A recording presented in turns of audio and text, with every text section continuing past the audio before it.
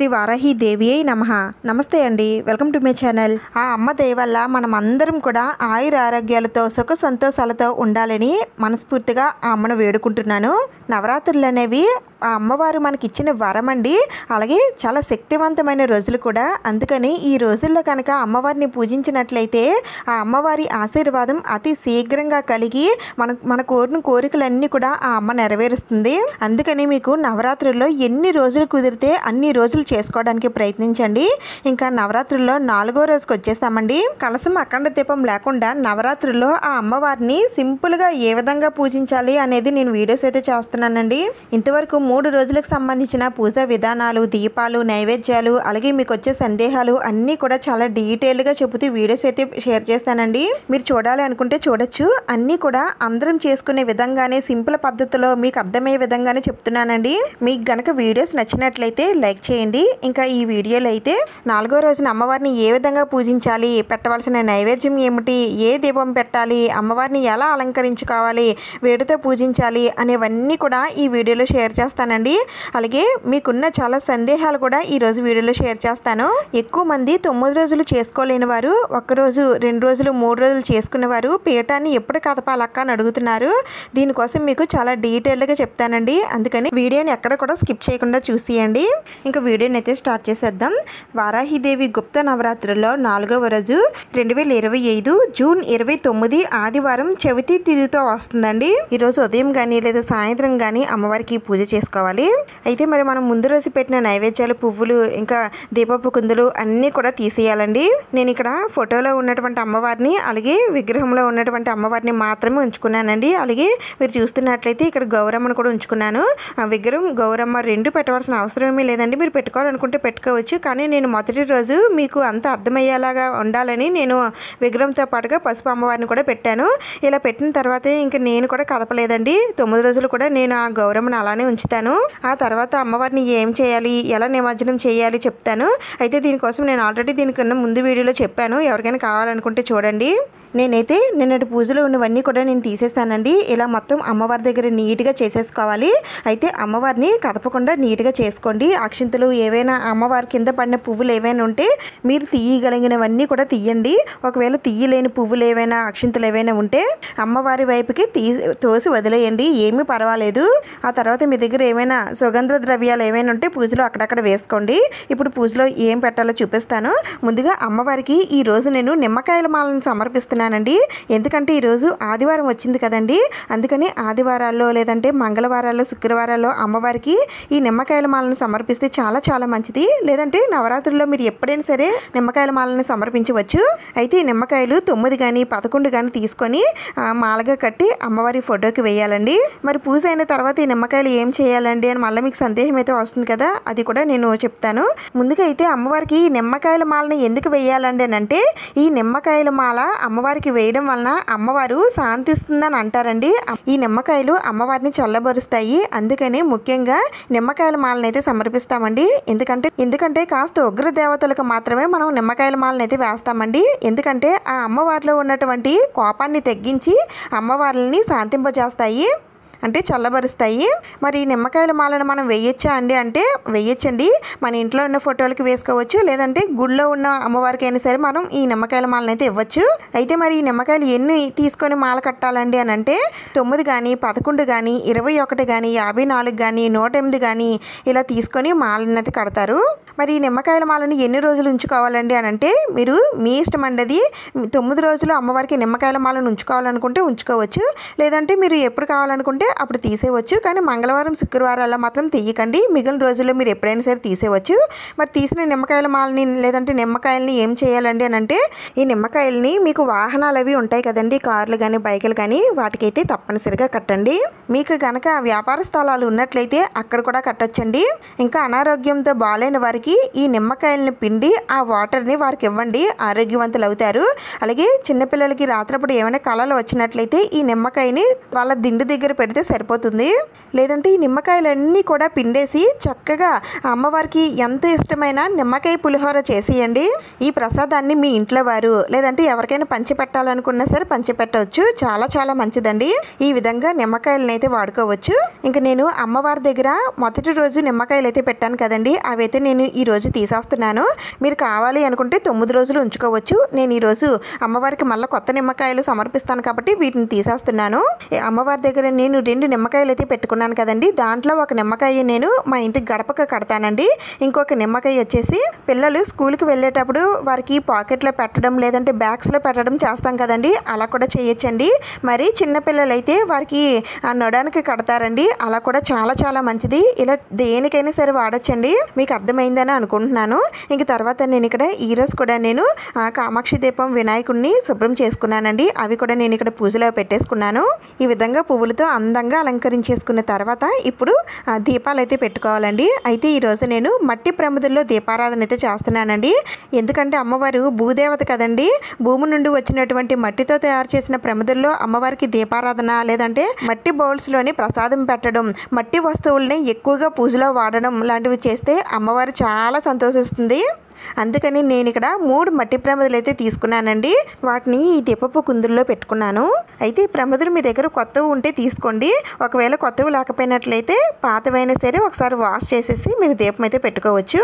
ఇంక తర్వాత నవరాత్రిలో 4వ రోజు పెట్టుకోవాల్సిన దీపం చూపిస్తున్నానండి. ఇదే బెల్లం దీపం. దీన్నే స్వర్ణ దీపం అని కూడా అంటారండి. ఈ బెల్లం దీపం లక్ష్మీదేవి అమ్మవారికి వినాయకుడికి విశేషంగా చేస్తాము. వినాయకుడికి చవితి తిథి రోజున చేస్తే ఇంకా మంచిదండి. అలాగే నవరాత్రుల్లో ఈ చవితి తిథి రోజున ఈ బెల్లం దీపం వెలిగించినా సరే విశేష ఫలితాలు అయితే పొందుతారు. అయితే దానికోసం ఒక చిన్న బెల్లం దిమ్మ తెచ్చుకోండి. ఒక 1/2 కేజీ తెచ్చుకుంటే సరిపోతుంది. దానికి ఇలా మధ్యలో గుంతలాగా తీసుకోండి, మనం ఆయిల్ వేస్తే ఒత్తు నిలబడడానికి. దీనికి ఇలా చందనం కుంకుమలతో బొట్లవు పెట్టి ఇప్పుడు దీన్ని బియ్యంలో పెట్టుకోవాలండి.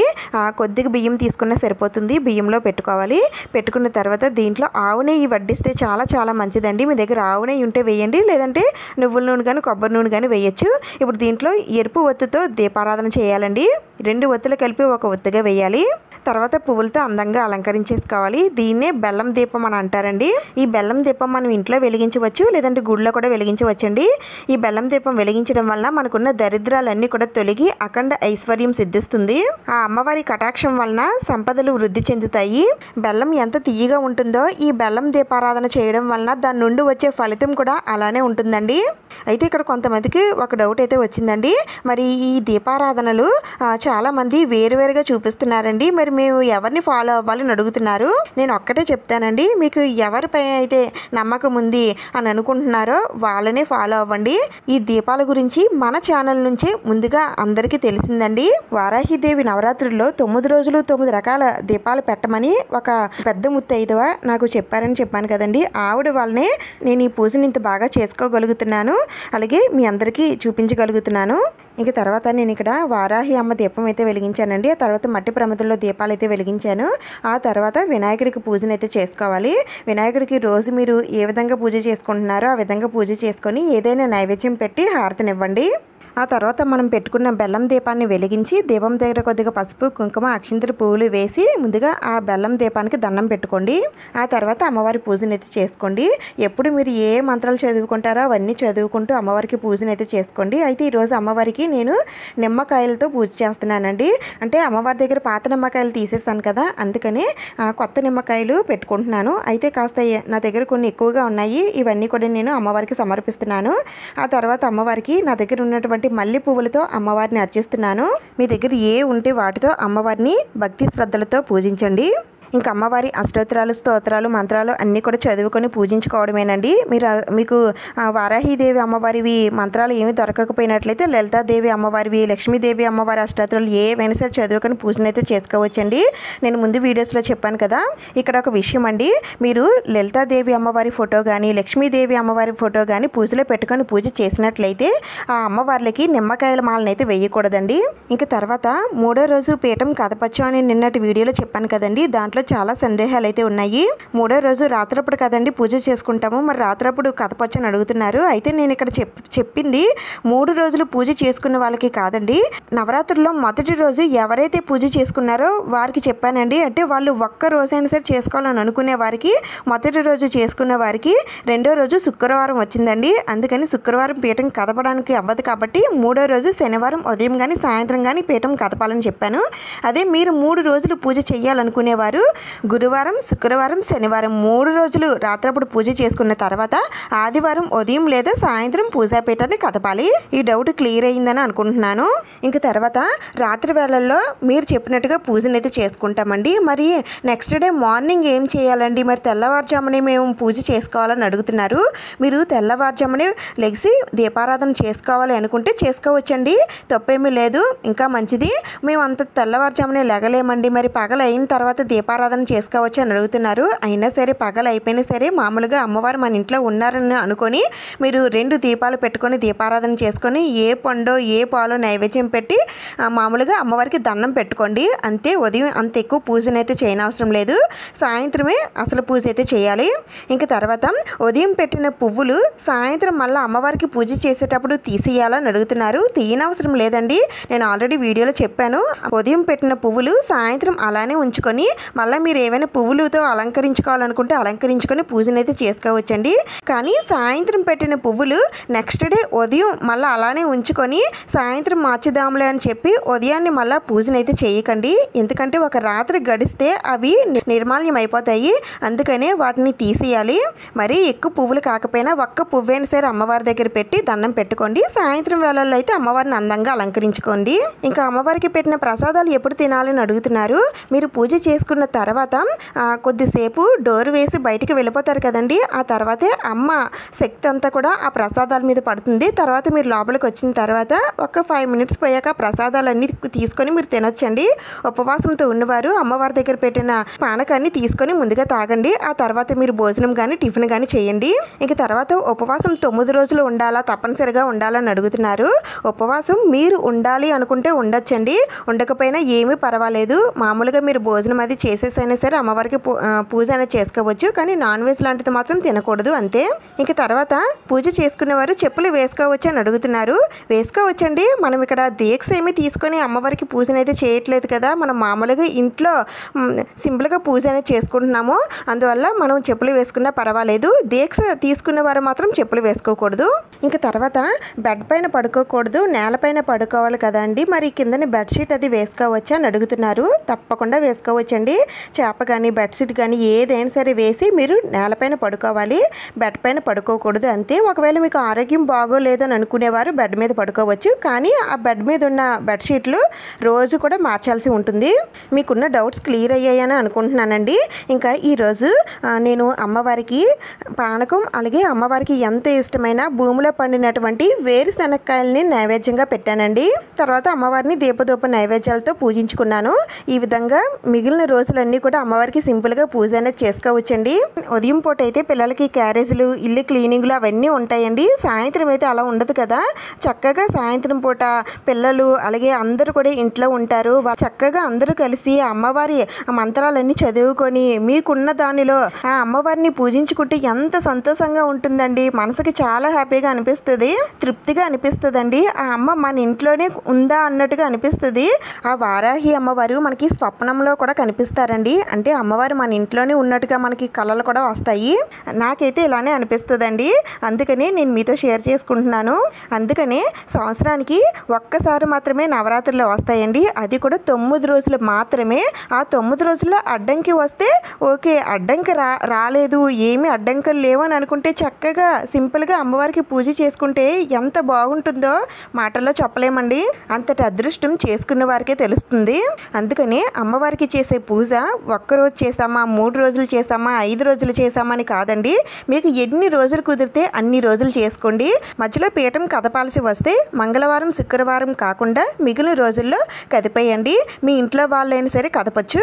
3 రోజులు పూజ చేసుకునేవారు ఈ ఆదివారం ఉదయం కానీ సాయంత్రం కానీ పీఠాన్ని అయితే కదిపేయండి.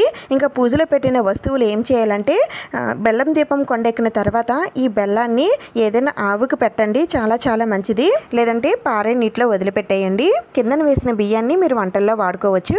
ఇంకా అమ్మవారికి నైవేద్యంగా పెట్టిన వేరుశనక్కాయల్ని మీరు ప్రసాదంగా తీసుకోవచ్చండి. అయితే ఇవి పచ్చివైనా లేదంటే ఉడకబెట్టినవైనా సరే ఏవైనా సరే అమ్మవారికి నైవేద్యంగా పెట్టచ్చు. ఇంక ఇంతేనండి ఈ వీడియో. నవరాత్రుల్లో 4వ రోజు సింపుల్ పద్ధతిలో పూజా విధానం మీకు చూపించాను. అలాగే మీకున్న డౌట్స్ అన్నీ కూడా క్లియర్ చేశాను. మీకు నచ్చింది అనిపిస్తే లైక్ చేయడం మాత్రం మర్చిపోకండి. కొత్తవారు తప్పకుండా సబ్స్క్రైబ్ చేసుకొని పెట్టుకోండి. నెక్స్ట్ అమ్మవారికి ఎంత ఇష్టమైన పంచమి తిథి పూజ విశేషాలతో రాబోతున్నాను.